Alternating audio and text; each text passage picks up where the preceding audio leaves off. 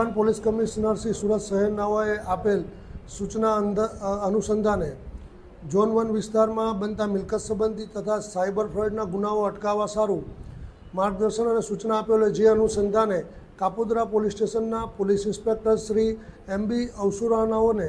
તેઓના surveillance staff તથા અંગત બાતમીદારોથી બાતમી હકીકત મળેલ, જે બાતમી હકીકતના આધારે કાપોદ્રા 4 રસ્તા પાસે આવેલ મંગલદીપ કોમ્પ્લેક્સમાં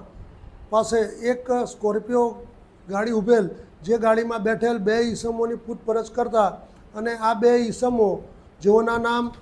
અવનીત ઠુમ્મર તેમજ આયુષ વસોયાનાઓ જણાવેલ, આ બંને ઈસમો તેઓના મળતિયાઓ દ્વારા અલગ અલગ વ્યક્તિઓના પાન કાર્ડ તેમજ આધાર કાર્ડનો ઉપયોગ કરી અલગ અલગ બેન્કોમાં કરંટ તથા સેવિંગ્સ એકાઉન્ટો ખોલાવી અને આ એકાઉન્ટો સાયબર ફ્રોડ તેમજ ગેમિંગ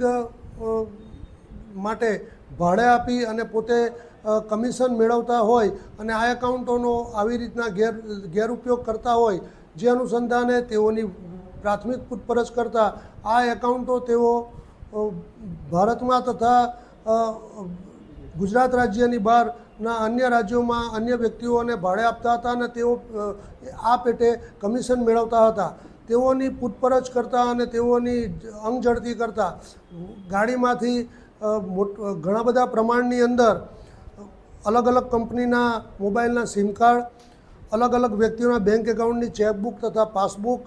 પાન card, Aadhaar card, UPI barcode scanner, cash deposit કરેલી સ્લીપો, બનાવટી ફોર્મ તથા પેઢી કરારો